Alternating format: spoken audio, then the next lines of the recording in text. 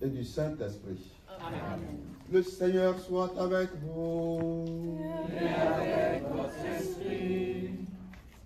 Frères et sœurs, nous sommes rassemblés pour célébrer le jour du Seigneur, le 22e dimanche du temps ordinaire de l'année C. Nous sommes rassemblés pour célébrer une fois encore et une dernière fois durant notre temps estival. Et cette célébration coïncide pour moi aussi la dernière messe que je célèbre avec vous. Nous rendons grâce à Dieu pour ce qu'il a été durant tout ce temps que nous avons passé ensemble. Nous lui disons merci pour la nourriture spirituelle qu'il nous a accordée. Dans les lectures que nous aurons à écouter, il nous rappelle que nous sommes appelés à cultiver l'humilité dans tout ce que nous faisons ou entreprenons. Entrons dans cette célébration donc en lui demandant pardon pour toutes les fois que nous avons été humbles dans les situations que nous avons traversées. Demandons-lui de nous pardonner et d'accueillir nos intentions de prière que nous lui transmettons au cours de cette messe.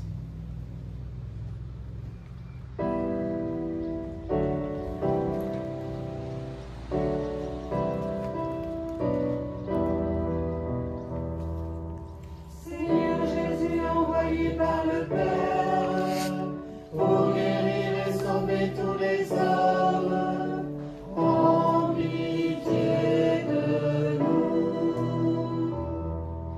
Kyrie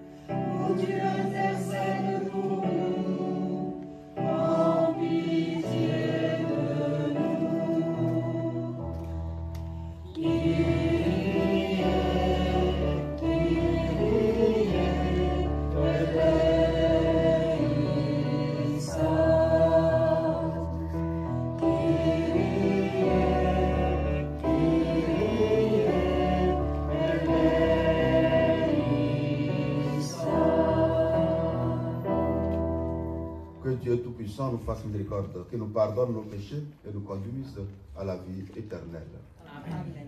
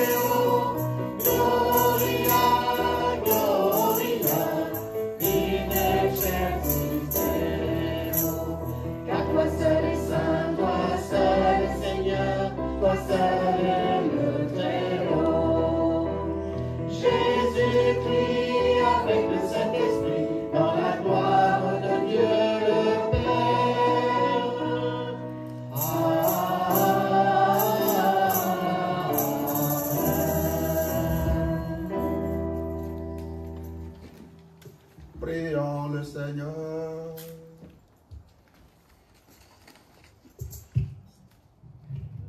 Dieu de l'univers, de qui te prend tout ton parfait, enracine à nos cœurs l'amour de ton nom, augmente notre foi pour développer ce qui est bon en nous. Veille sur nous avec sollicitude pour protéger ce que tu as fait grandir. Par Jésus-Christ, ton Fils, notre Seigneur, qui vit et règne avec toi dans l'unité du Saint-Esprit, Dieu pour les siècles des siècles.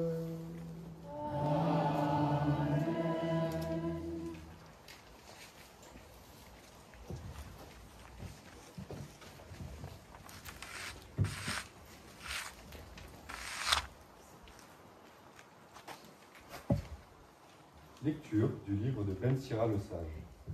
Mon fils, accomplis toutes choses dans l'humilité, et tu seras aimé plus qu'un bienfaiteur. Plus tu es grand, plus il faut t'abaisser. Tu trouveras grâce devant le Seigneur. Grande est la puissance du Seigneur, et les humbles lui rendent gloire. La condition de l'orgueilleux est sans remède, car la racine du mal est en lui. Qui est censé médite les maximes de la sagesse, l'idéal du sage. C'est une oreille qui écoute. Parole du Seigneur.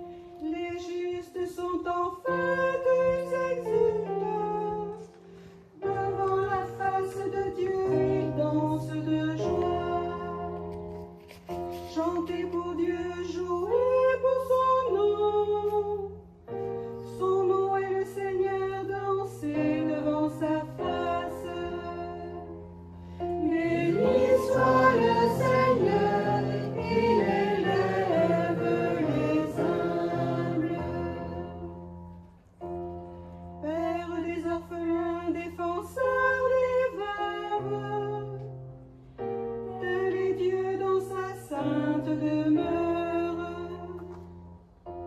À l'isolé, Dieu accorde une maison. Aux captifs, il rend la liberté. Béni soit le Seigneur, il élève les humbles. Tu répandais sur ton héritage une pluie généreuse. Et quand il défaillait, toi, tu le soutenais.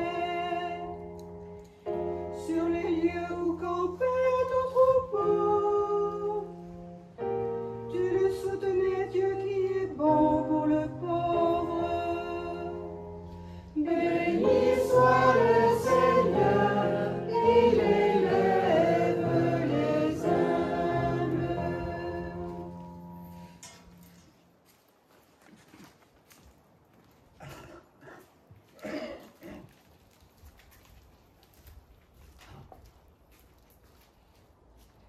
Lecture de la lettre de Saint Paul aux Hébreux. Frères, quand vous êtes venus vers Dieu, vous n'êtes pas venus vers une réalité palpable, embrasée par le feu, comme la montagne du Sinaï. Pas d'obscurité, de ténèbres, ni d'ouragan, pas de son de trompette, ni de paroles prononcées par cette voix que les fils d'Israël demandèrent à ne plus entendre. Mais vous êtes venus vers la montagne de Sion, vers la ville du Dieu vivant, la Jérusalem céleste, vers des myriades d'anges en fête, et vers l'assemblée des premiers-nés, dont les noms sont inscrits dans les cieux. Vous êtes venus vers Dieu, le juge de tous, et vers les esprits des juges, amenés à la perfection. Vous êtes venus vers Jésus, le médiateur d'une alliance nouvelle. Parole du Seigneur.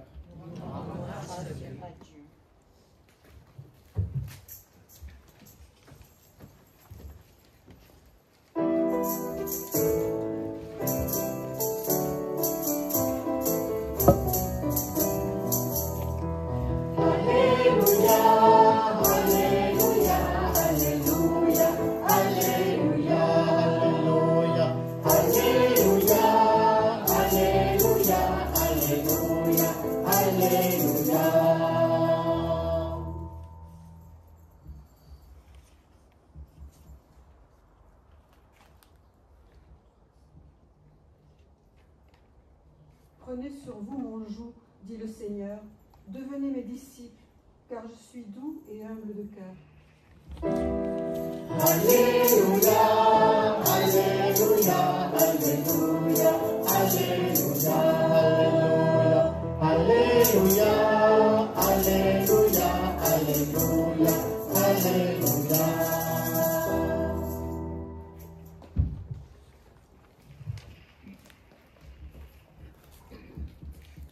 Le Seigneur soit avec vous. Et avec votre esprit.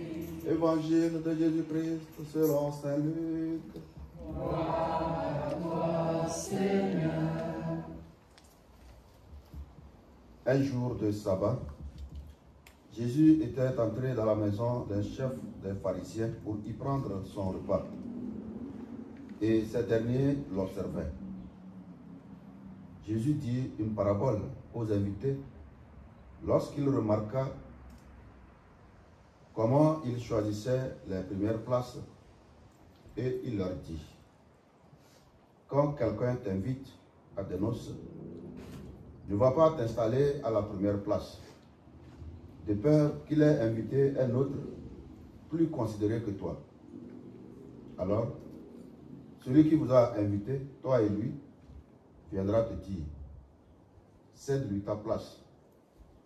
Et à ce moment, tu iras plein de honte prendre la dernière place.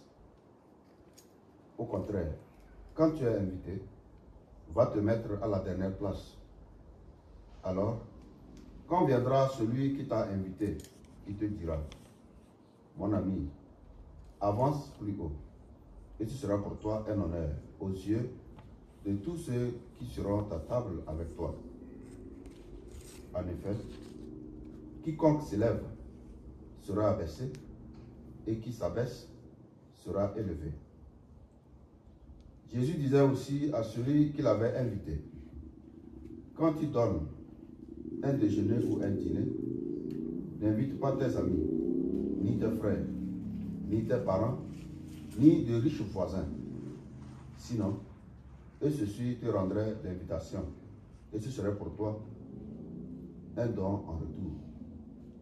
Au contraire, quand tu donnes une réception, invite les pauvres, les estropiés, les boiteux, les aveugles. Heureux seras-tu, parce qu'ils n'ont rien à te donner en retour. Cela te sera rendu à la résurrection des justes. Acclamons la parole de Dieu. Louange à toi, Seigneur Jésus.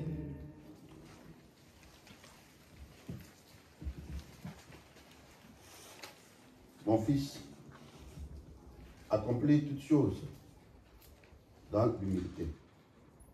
C'est l'invitation que Ben Sirac, le sage, nous adresse dans la première lecture.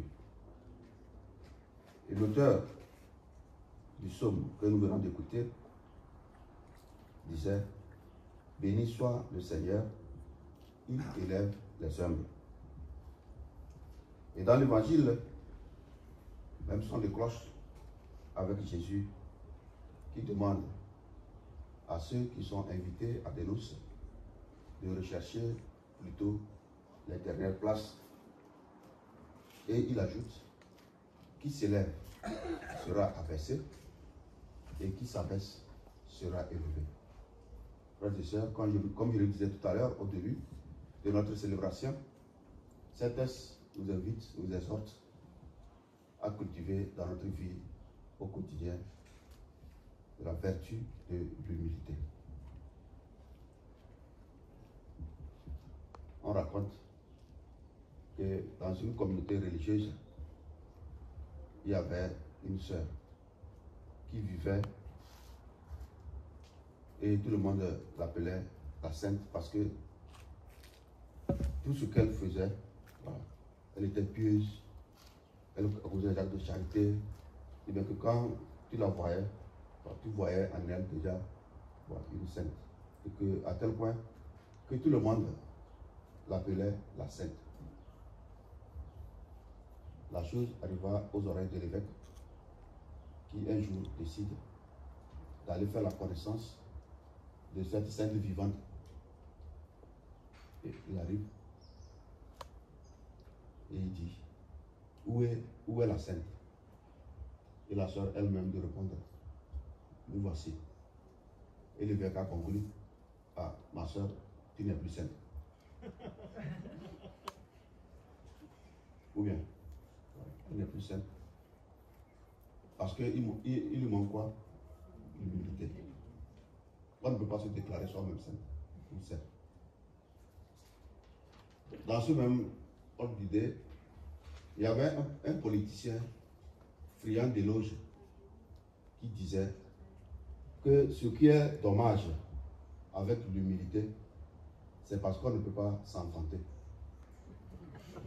Personne ne peut se vanter que je suis humble. Quand on était au séminaire, il y a un confrère qui nous faisait rire.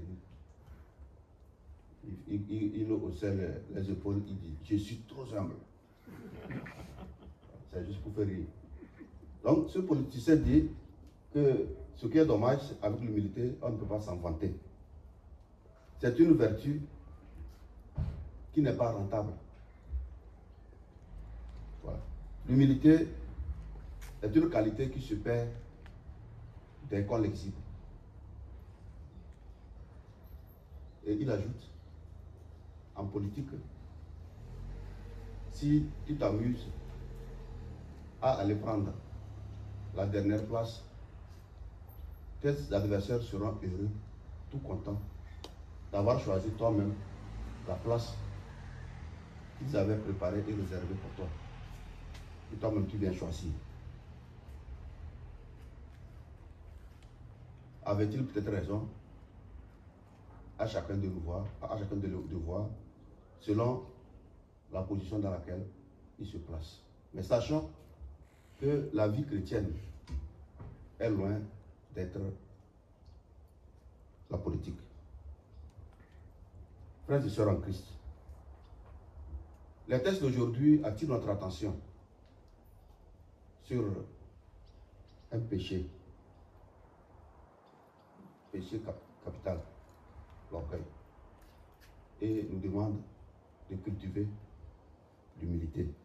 L'humilité dans nos relations les uns envers les autres. L'humilité dans notre relation avec Dieu. C'est le message que nous pouvons retenir de ces textes. Accomplir toutes choses dans l'humilité.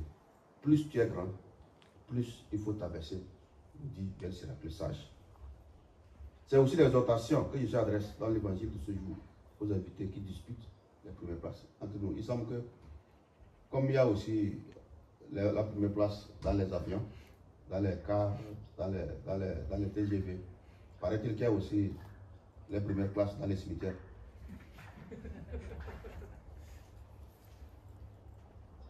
Jésus nous invite à nous adresser cette exhortation. Ne disputez pas les places d'honneur.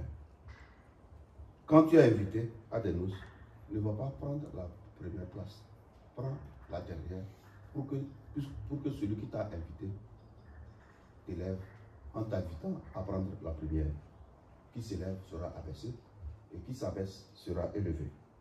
Belle leçon pour ceux qui ne veulent pas se mettre à leur place et pour ceux qui, en occupant la place qui leur revient, n'en rêvent pas moins de dominer les autres. Cette recommandation va totalement à l'encontre de la mentalité moderne aujourd'hui, dominée par la course aux honneurs et les conflits de préséance. Même les apôtres étaient tentés quand ils discutaient la première place. Qui parmi nous est le plus grand? Est-ce celui que Jésus a appelé le premier? Est-ce le plus âgé parmi nous? Est-ce le plus instruit? Est-ce le plus élancé? Est-ce le plus costaud? Ils discutaient la première place. Et c'est la mentalité d'aujourd'hui. Tout le monde veut être grand. Tout le monde veut qu'on le respecte, qu'on lui donne, qu'on lui réserve l'honneur lorsqu'il revient. Dans notre société actuelle, l'humilité est plutôt tournée en dérision ou considérée comme une astucieuse manière de se mettre en valeur. L'humilité ne peut pas être assimilée à la médiocrité. C'est pas parce que je vais être humble que, bon, Jésus dit de prendre la dernière place, je vais être médiocre pour être dernier. Ça, ce n'est pas l'humilité, c'est une fausse humilité. L'humilité n'est pas assimilable non plus à un complexe de culpabilité ou encore moins à un complexe d'infériorité. Elle est une preuve, la preuve que Dieu habite en nous. Ce qui montre que nous avons Dieu en nous, c'est l'humilité que nous avons. Pour bien comprendre l'humilité chrétienne, il nous faut donc la rattacher à sa source. La source de l'humilité, c'est Dieu lui-même. Lui seul est humble. Saint Paul, dans son hymne aux Philippiens, écrit ceci, je cite: le Christ Jésus, ayant la condition de Dieu, ne retint pas jalousement le rang qu'il égalait à Dieu, mais il s'est abaissé, devenant obéissant jusqu'à la mort, et la mort sur la croix. L'humilité est un regard de vérité que l'on pose sur soi-même. Elle n'est pas à confondre avec la fausse modestie qui cache bien souvent un besoin de reconnaissance. Parfois, quand nous posons des actions, quand nous faisons du bien, nous attendons toujours que les gens manifestent une certaine reconnaissance. C'est bien. Mais Jésus nous dit dans l'évangile que quand tu donnes un dîner ou un festin, n'invite pas ceux qui sont à mesure de te rendre la monnaie.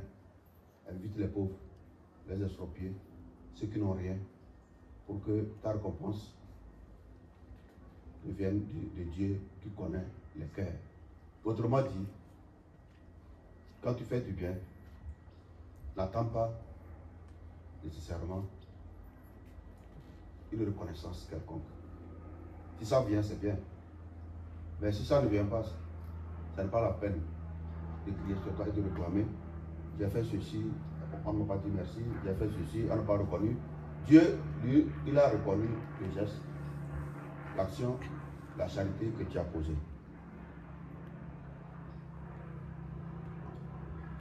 Il ne s'agit pas donc de se donner une apparence humble pour se faire admirer des autres, ou encore de faire semblant, de rechercher les dernières places pour se faire placer aux yeux des autres au poste d'honneur.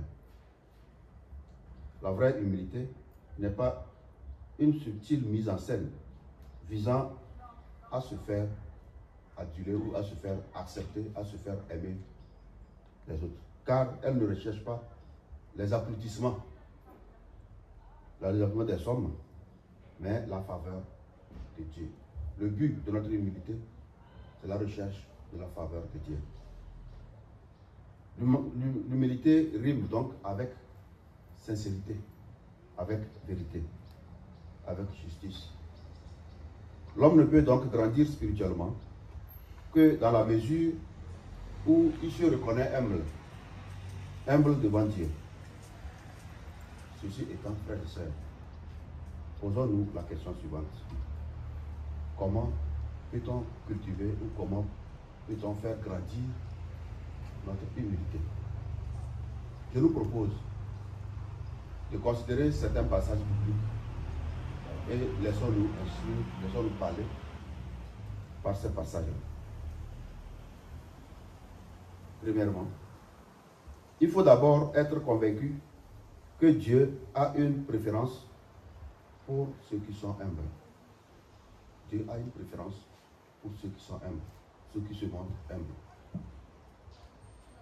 Luc chapitre 1 verset 52 nous dit: il renverse les puissants de leur trône, il élève les humbles. C'est le cantique de Marie. Dieu renverse les puissants, il élève les humbles. Le chapitre 10 verset 21 dit: ce que tu as caché aux sages, tu le révèles aux tout petits. Donc il nous faut faire petit pour que nous soyons capables de connaître, d'être jugés dignes. Et Dieu nous fasse connaître ses secrets. 1 Corinthiens chapitre 1 verset 27, Dieu choisit les faibles pour confondre les forts. Dieu choisit les faibles pour confondre les forts. Si nous voulons être les instruments dans la main de Dieu, faisons-nous petits, rendons-nous humbles.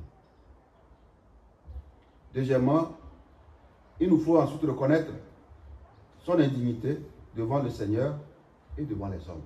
Nous devons nous dire que devant Dieu et devant les hommes, je suis indigne. 2 Samuel chapitre 7 verset 18. David alla se présenter devant le Seigneur et il dit: qui suis-je, Seigneur, pour me faire parvenir où je suis, là où nous sommes? Qui sommes-nous pour être là si ce n'est pas la main de Dieu? Ce que nous réalisons dans notre vie, de bien, de beau, si ce n'est pas la main de Dieu, qui sommes-nous? Et si Dieu le fait, parce qu'il veut que nous le reconnaissions, que nous sachions que nous sommes indignes, nous sommes incapables de rien, et donc l'humilité. Luc chapitre 5 verset 8 nous dit que devant la pêche miraculeuse, Pierre tomba à genoux et il dit: Seigneur, éloigne-toi de moi, je suis un homme pécheur. Pierre se reconnaît pécheur devant Dieu. Parce qu'il ne comprend pas, lui, le spécialiste de la pêche, il sait que pour que celle-ci soit fructueuse, il faut la pratiquer la nuit. Mais voilà qu'ils ont passé toute la nuit, jusqu'au lever du jour, ils n'ont rien pris. Mais le Seigneur lui dit, jette le filet. Il jette. Et il est surpris. L'humilité. Pierre pouvait dire au Seigneur, mais moi qui suis spécialiste, je sais que c'est la nuit, j'ai travaillé toute la nuit, je n'ai rien pris. Et toi tu viens maintenant, tu me dis de jeter le filet. Tu sors d'où? Il n'a pas dit ça. Mais son humilité a fait qu'il a obéi. Donc l'humilité nous amène aussi à l'obéissance. Et c'est à la suite de cette obéissance que survient le miracle. Romains 12, verset 3. Je dis à chacun de vous de n'avoir pas de lui-même une haute opinion, mais de revêtir des sentiments modestes. Car c'est Saint Paul qui parle aux Romains. Dans tout ce que nous faisons, pas chercher à hausser les épaules. Ah oui, c'est moi. Non. C'est le Seigneur qui fait à travers toi. Donc, humilité. Il nous faut, en troisième position, il nous faut enfin apprendre à céder la première place aux autres et accepter parfois les humiliations. Le Christ, dans son abaissement, dans sa passion, il a accepté l'humiliation pour notre bien, lui qui était Dieu. Paul, en écrivant aux Philippiens, chapitre 2, verset 3, dit, ne faites rien par esprit de parti ou par vaine gloire, mais que l'humilité vous fasse regarder les autres comme étant au-dessus de vous-même. Si nous regardons autour de nous les conflits qui ne cessent de naître ça et là, ont pour source, voilà, manque d'humilité. Chacun veut se montrer le plus puissant, celui qui domine les autres. C'est ça aussi qui crée les conflits partout dans le monde. Marc chapitre 12, verset 3. Si quelqu'un veut être le premier, qu'il soit le dernier de tous et le serviteur de tous. Voilà. Notre capacité de service se vérifie par notre capacité de se rabaisser pour servir les autres. Notre humilité se vérifie par notre capacité de nous rabaisser pour servir les autres, comme l'a fait le Christ.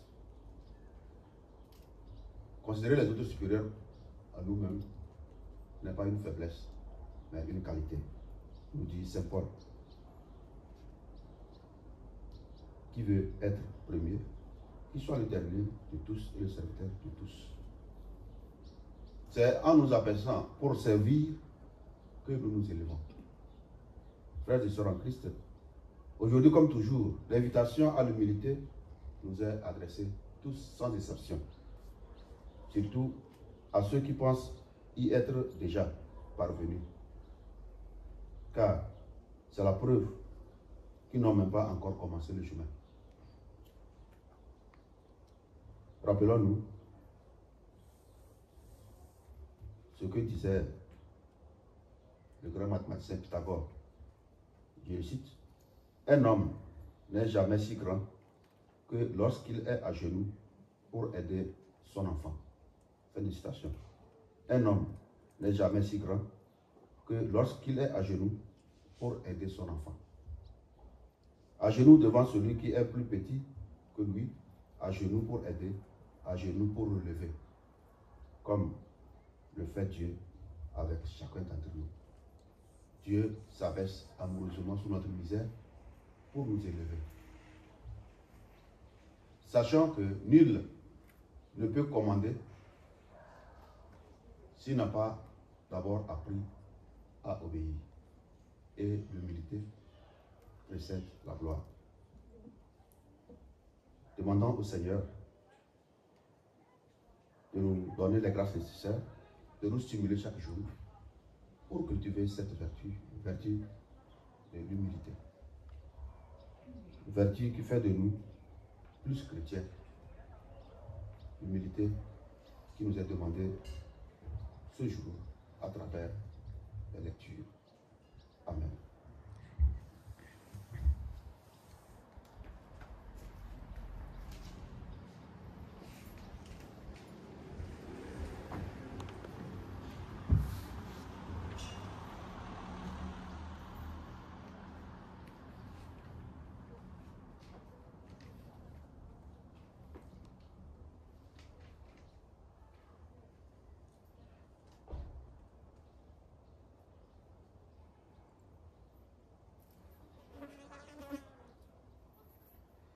Et maintenant, frères et sœurs, professons notre foi.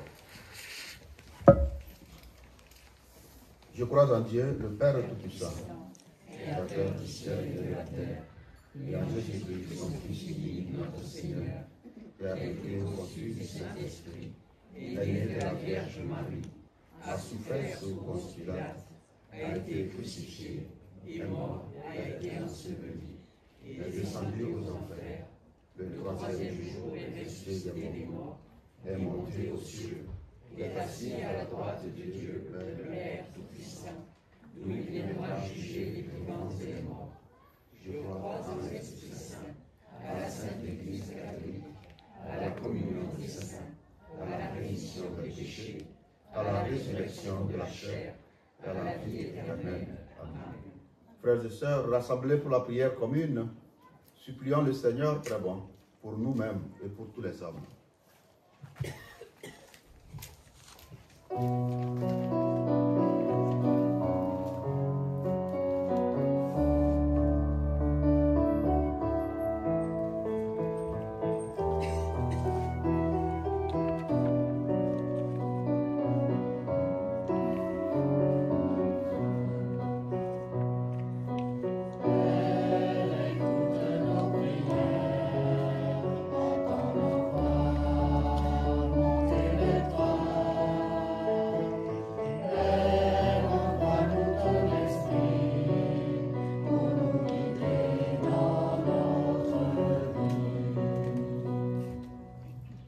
Saint-Père, le pape Léon, pour les évêques, les prêtres, et plus particulièrement Jacob, qui va rejoindre son pays, et religieuses et tous les baptisés, afin qu'ils répandent l'Évangile dans le monde entier.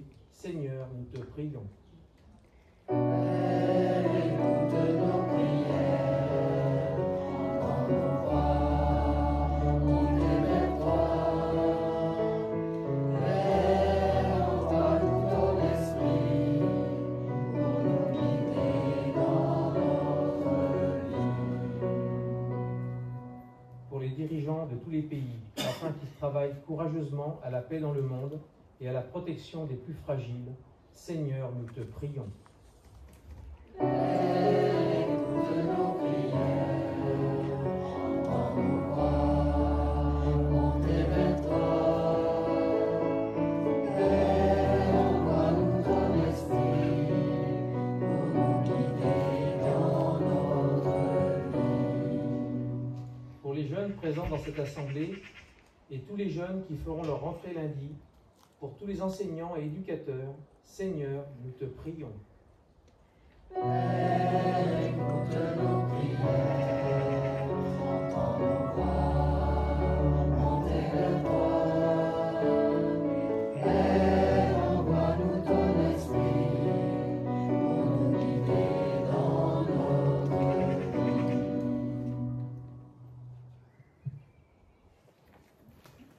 À tes fidèles, Seigneur, tends une main secourable, qu'ils te cherchent de tout cœur et voient exaucer leur juste demande par le Christ, notre Seigneur. Amen.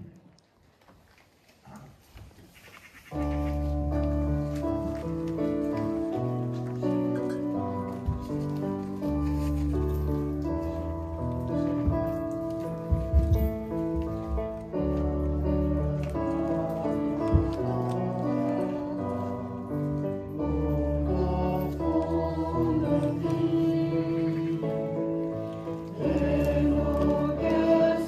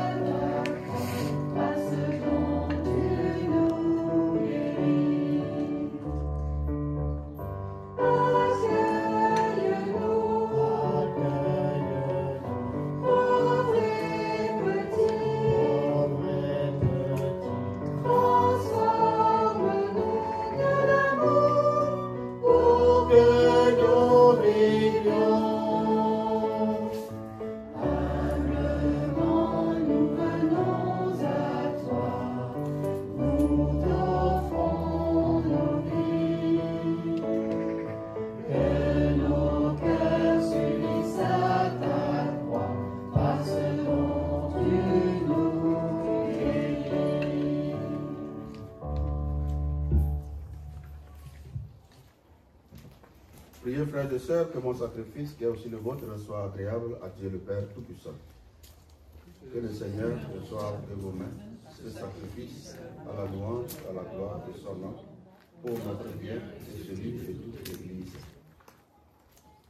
Que cette offrande sainte nous apporte à jamais, Seigneur, la bénédiction du salut, afin qu'elle donne toute sa force à ce qu'elle accomplit dans le sacrement, par le Christ, notre Seigneur. Amen. Le Seigneur soit avec vous. Et avec votre esprit. Élevons notre cœur. Nous le tournons vers le Seigneur. Rendons grâce au Seigneur notre Dieu. Cela est juste et bon. Vraiment, il est juste et bon pour ta gloire et notre salut, de t'offrir notre action de grâce toujours et en tout lieu, Seigneur Père très saint, Dieu éternel et tout-puissant, par le Christ notre Seigneur. Par sa naissance, il a renouvelé la condition humaine destinée à vieillir. Par sa passion, il a effacé nos fautes. Par sa résurrection d'entre les morts, il a donné accès à la vie éternelle. Et par son ascension auprès de toi, notre Père, il a ouvert les portes du ciel. C'est pourquoi, avec la multitude des anges et des saints, nous chantons l'hymne de ta gloire et sans fin, nous proclamons.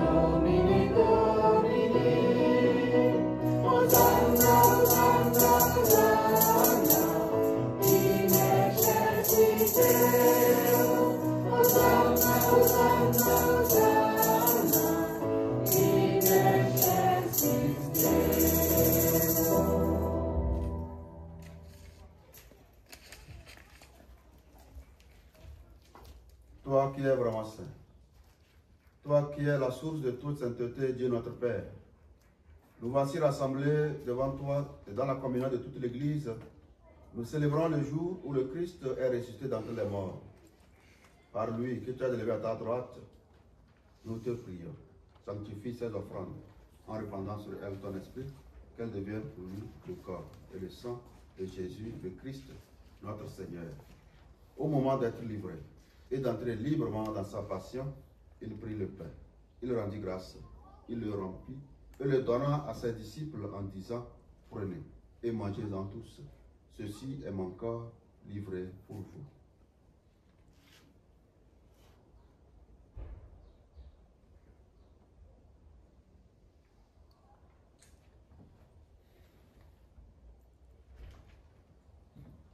De même, après le repas, il prit la coupe. De nouveau, il rendit grâce et la donna à ses disciples en disant, prenez et buvez-en tous, car ceci est la coupe de mon sang, le sang de l'alliance nouvelle et éternelle, qui sera versé pour vous et pour la multitude en rémission des péchés.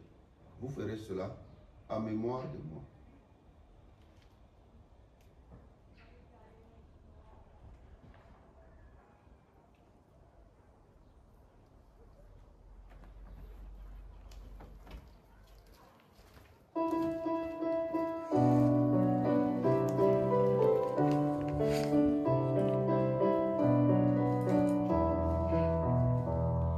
Nous rappelons ta mort, Seigneur ressuscité, et nous attendons que tu viennes.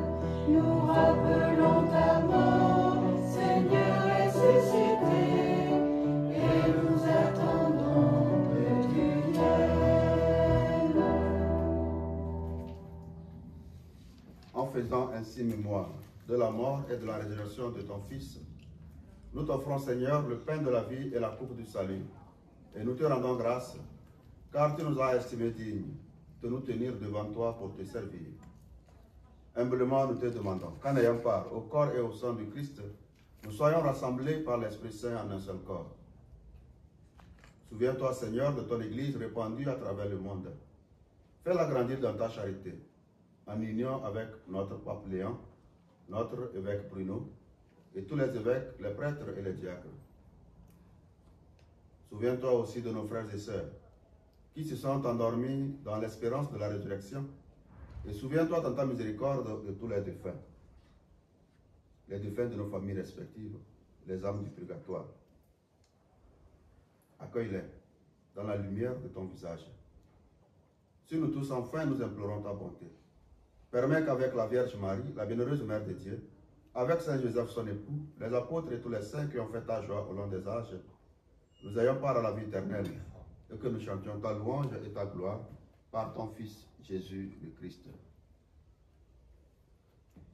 Par lui, avec lui et en lui, à toi, Dieu le Père Tout-Puissant, dans l'unité du Saint-Esprit, tout honneur et toute gloire, pour les siècles des siècles.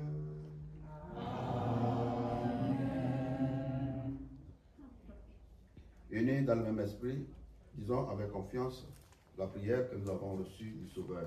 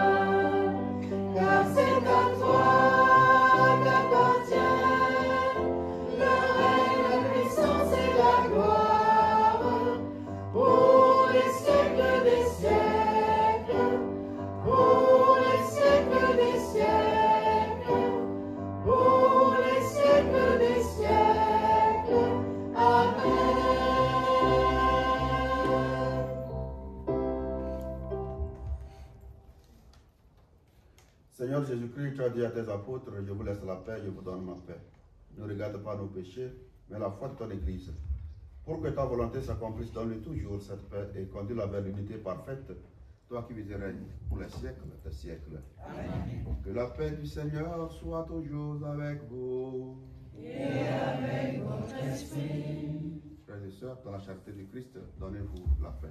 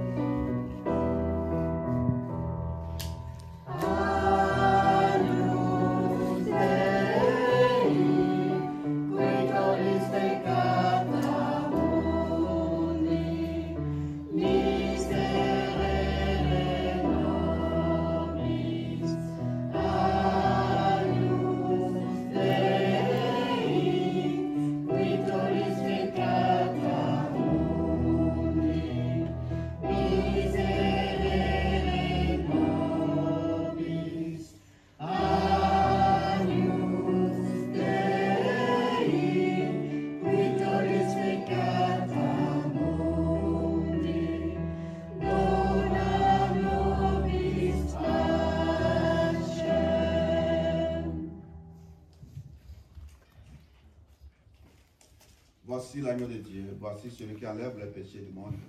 Heureux les invités au repas des noces de l'agneau.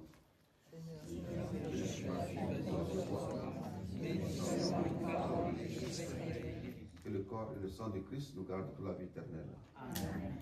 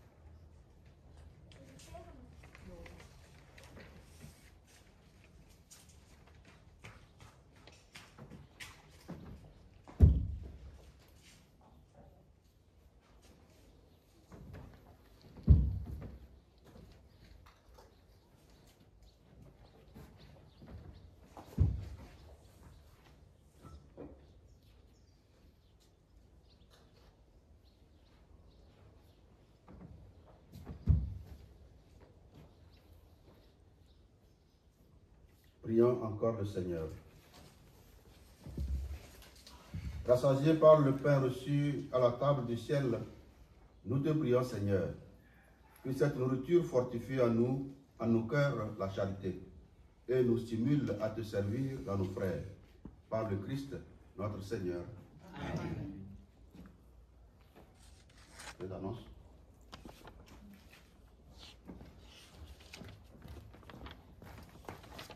Dimanche prochain, il y aura une seule et unique messe de rassemblement, présidée par Monseigneur Valentin. Elle aura lieu à 10h30 en l'église de Roquefort-des-Corbières, qui va vivre sa renaissance, puisqu'elle a été entièrement refaite et fermée pendant 2 ans. Donc rendez-vous prochain, 10h30, à l'église de Roquefort-des-Corbières. Merci. Au début, je disais que c'est notre dernière célébration durant ce temps estival. Et j'étais heureux de l'ouvrir, d'ouvrir ce temps et de le fermer. Voilà. Si je me rappelle, j'étais celui qui avait célébré la première messe. Et aujourd'hui, parce que je venais d'arriver, c'est le jour-là même que je suis arrivé.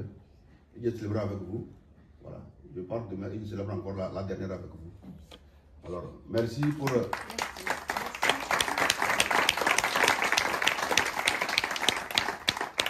Merci pour votre présence tous les jours. Merci pour l'accueil que vous m'avez réservé. Voilà, cet accueil a fait que je ne me suis pas senti étranger. Je voudrais dire merci aussi à l'équipe de l'aumônerie. On avait fait l'ouverture avec eux et aujourd'hui encore on fait l'ouverture avec eux. Merci d'être là pour nous accompagner de vos beaux chants. Voilà, ça a rehaussé l'éclat de notre célébration et je voudrais qu'on fasse un bon pour eux.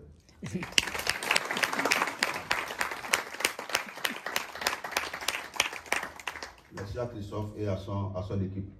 Voilà, je souhaite bonne reprise à ceux qui vont reprendre le travail après les belles vacances, comme moi.